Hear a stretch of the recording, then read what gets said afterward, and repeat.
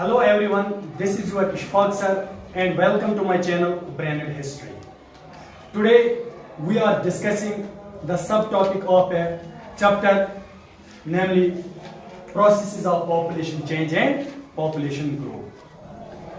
There are three main factors that are responsible for the population change, or we can say that are responsible for the population growth.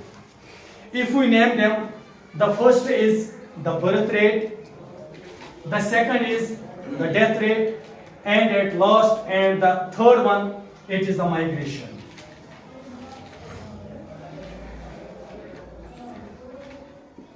देखो बेटा, ये तीन factors ऐसे होते हैं जो इंटरेक्ट करते हैं एक दूसरे के साथ और किसी भी कंट्री की पॉपुलेशन चेंज करते हैं, किसी भी कंट्री की पॉपुलेशन चेंज करते हैं. कैसे हम देखेंगे एक एक करके. देखो सबसे पहले जो बर्थ रेट है, अगर किसी कंट्री में बर्थ रेट्स ज्यादा होती हैं as compare to death rates, तो उसकी पॉपुलेशन ऑब्वियसली इंक्रीज हो जाएगी. और जब पॉपुलेशन इंक्रीज हो जाएगी, हम कहेंगे ये एक ऐसा प्रोसेस है, ये एक ऐसा फैक्टर है जिससे किसी कंट्री की पॉपुलेशन ग्रो हो गई या जिससे किसी कंट्री की पॉपुलेशन चेंज हो गई. अगर हम इसको डिफाइन करेंगे, इस बर्थ रेट को किस तरीके से हम इसको डिफाइन करेंगे, हम कहेंगे it is the number of live births. It is the number of live births per 1000 persons. Per 1000 persons. हम कैसे बर्थ रेट को निकालते हैं? बर्थ रेट सिंपली हम ऐसे निकालते हैं, हम देखते हैं एक कंट्री में पर 1000 न्यू बर्थ्स में कितने बच्चे जो होते हैं वो लाइव रहते हैं, वो जिंदा रहते हैं. ठीक, उसको हम कहते हैं बर्थ रेट, उसको हम कहते हैं बर्थ रेट. और ये बर्थ रेट जो है, ये एक ऐसा रेस्पॉन्सिबल फैक्टर है जिससे किसी भी कंट्री की पॉपुलेशन जो होती है वो ग्रो होती है या वो चेंज हो जाती है. एक बात. अगर हम दूसरा फैक्टर देखेंगे, डेथ रेट. डेथ रेट जो है ये भी इक्वली रेस्पॉन्सिबल है for the growth of population और for the change of population. हम इसको कुछ इस तरीके से डिफाइन करेंगे, it is the number of deaths, it is the number of deaths per 1000 persons,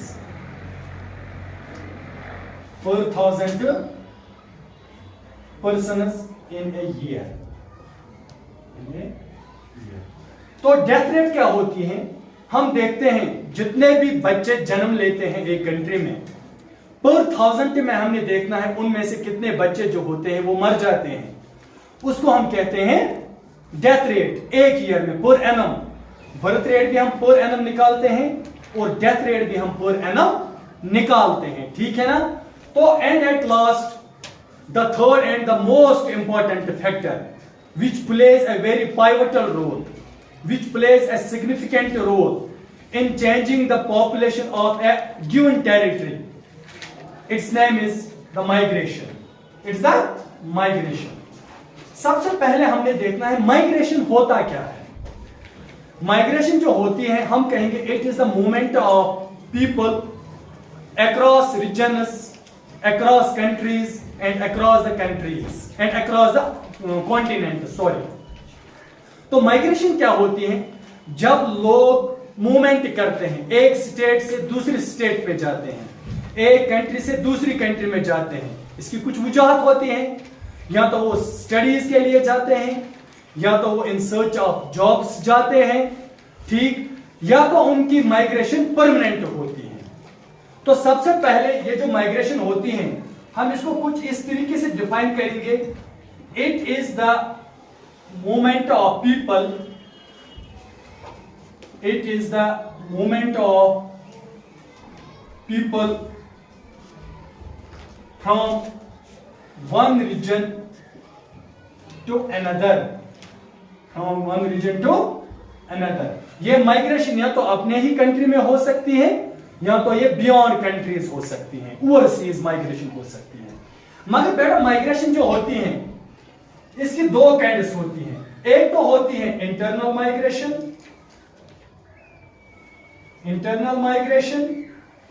ठीक, और दूसरी माइग्रेशन जो होती है बेटा वो होती है international migration. International migration, mind it, ये दो बातें हैं। माइग्रेशन जो होती है इसकी दो काइंड्स होती हैं, ठीक, या तो ये इंटरनल माइग्रेशन हो सकती है या तो ये इंटरनेशनल माइग्रेशन हो सकती है। अब हमें समझना है, ये काफी आसान है समझने के लिए।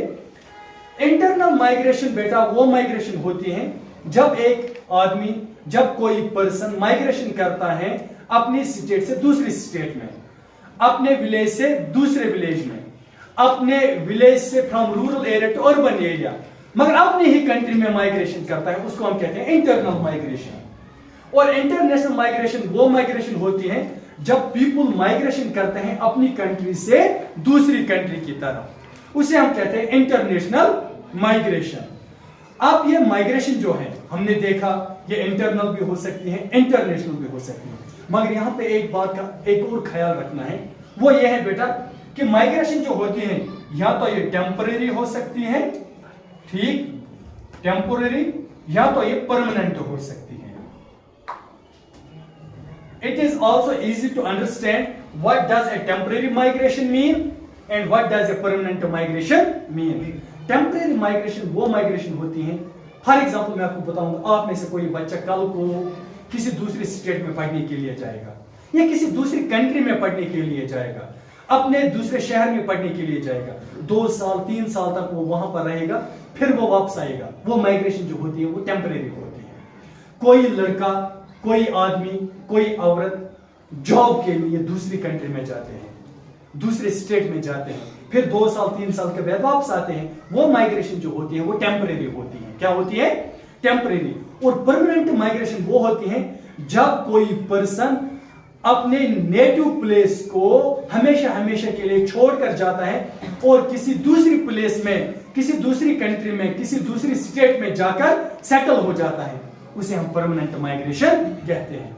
और ये तीनों फैक्टर्स जो हैं, चाहे बर्थ रेट हो, चाहे डेथ रेट हो, चाहे माइग्रेशन हो, ये तीनों फैक्टर्स इक्वली रिस्पॉन्सिबल है फॉर द पॉपुलेशन चेंज और फॉर द पॉपुलेशन ग्रोथ। इससे पॉपुलेशन चेंज होती है, वहां की पॉपुलेशन भी चेंज होती है जहां पे लोग डिपार्चर करते हैं, और वहां की पॉपुलेशन भी चेंज होती है जहां पे ये लोग अराइव होते हैं। ठीक है ना? तो नेक्स्ट लेक्चर हम इंशाल्लाह कल देखेंगे। तब तक के लिए खुदा हाफिज।